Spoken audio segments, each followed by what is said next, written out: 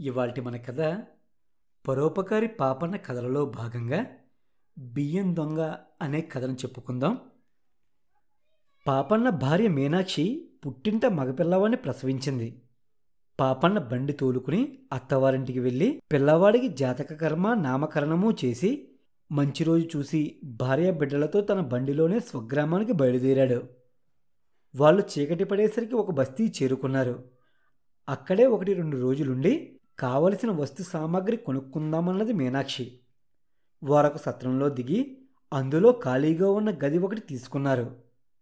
చీకటిలో పాపన్న సత్రం ముందున్న బావి వద్దకు వెళ్ళి చేతులు కాళ్ళు కడుక్కుంటుండగా ఎవరో పరిగెత్తుకుంటూ వచ్చి బావికి కొద్ది దూరంలో పడిపోయాడు.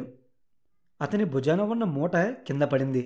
పాపన్న ఆ మనిషిని లేవదీసి పడిపోయిన మూట చేతపట్టుకుని సత్రం గదిలోకి తీసుకుపోయాడు. ఆ మనిషి మోకాలు మోచేతులు కొట్టుకుపోయి గాయాలయ్యాయి. అది చూసిన పాపన్న, ఎవరు నీవు? ఈ గాయాలేమిటి? ఎందుకిలా పరిగెత్తుకుంటూ వచ్చావు? నీకు వచ్చిన భయమేమిటి అని ఆ మనిషిని అడిగాడు. అందుకు ఆ మనిషి, అయ్యా, నేను బియ్యం కొనుక్కుని వస్తుండగా రక్షకబడులు దొంగ దొంగ అని కేకలేస్తూ నా వెంట పడ్డారు. వారేం చేసిపోతారోనని సత్తువ కొద్దీ పరిగెత్తాను. 2 చోట్ల పడిపోవడం వల్ల మోకాళ్ళు మోచేతులు గాయపడ్డాయి. మా ఇల్లు ఎంతో దూరం లేదు, కానీ ఇంటికి పోతే ఆ రక్షకబడులు నా భార్యను పిల్లలను పీడిస్తారేమోనని ఇటుగా పరిగెత్తుకొచ్చాను. ఇక నడిచే శక్తి కూడా లేదు.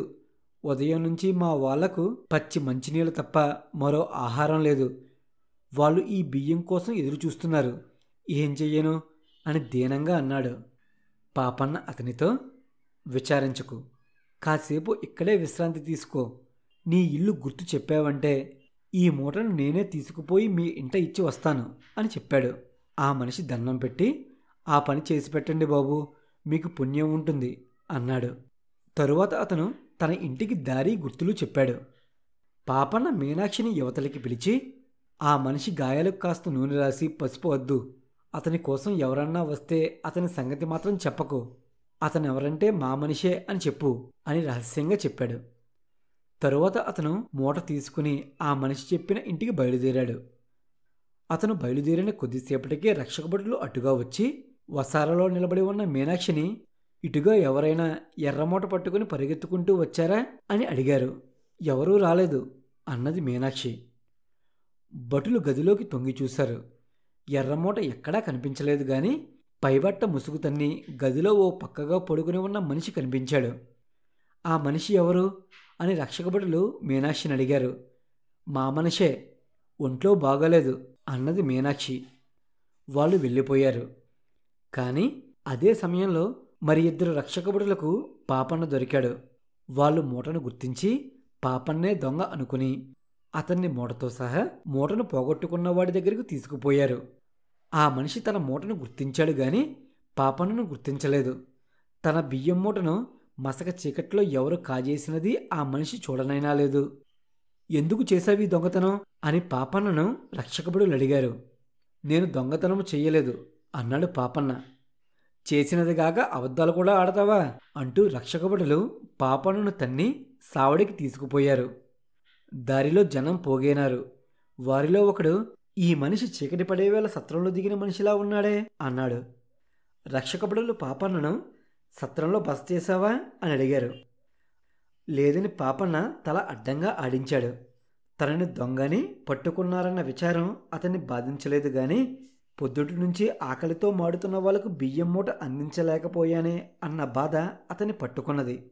రక్షకభటులు పాపన్నను సావిడికి తీసుకుపోయే దారిలో సత్రం దగ్గరికి వచ్చి వసారాలో నిలబడిన మీనాక్షిని చూసి పాపన్నను చూపి, ఈ మనిషి తెలుసునా అని అడిగారు.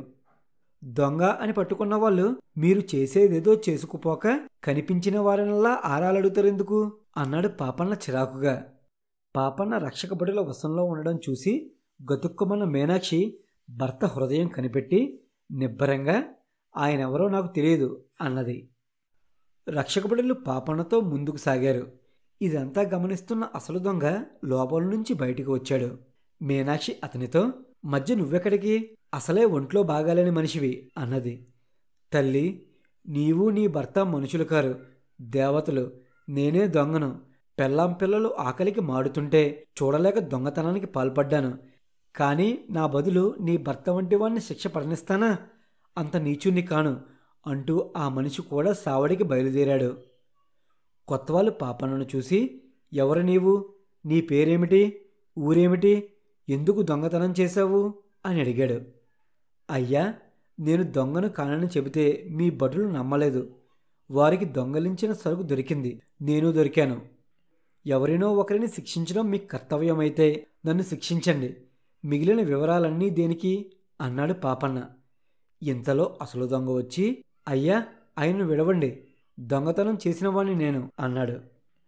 వీడెవడు అని కొత్తవాళ్ళు రక్షక భటుల్ని అడిగాడు. తమకు తెలియదని వాళ్ళు అన్నారు. నువ్వు దొంగవైతే ఈ మనిషి ఎవరు అని కొత్తవాళ్ళు అడిగాడు. ఏమో బాబు, నేను ఈ ఊళ్ళోనే పుట్టి పెరిగాను గాని ఈ మనిషిని ఎన్నడూ చూడలేదు. ఈ ఊరివాడు కాడు అన్నాడు దొంగ. కొత్తవాళ్ళు చిరాకుపడి, మీ ఇద్దరూ నా ముందు నుంచి పొండి అని కసిరి రక్షక భటులతో, దొంగ వచ్చి తానంతట తాను నేనే దొంగను అని చెప్పుకోవాల్సి వస్తే ఇక మీరెందుకు అన్నాడు. రక్షక భటులు ఏమీ బదులు చెప్పలేకపోయారు.